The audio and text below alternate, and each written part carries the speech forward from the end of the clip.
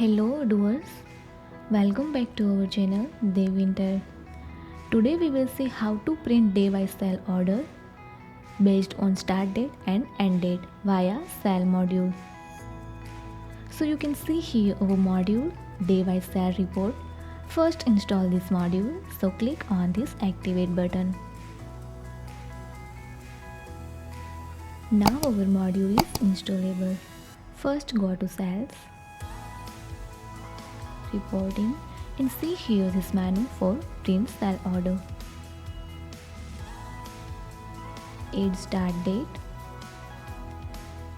1/2/31 and click on this print report.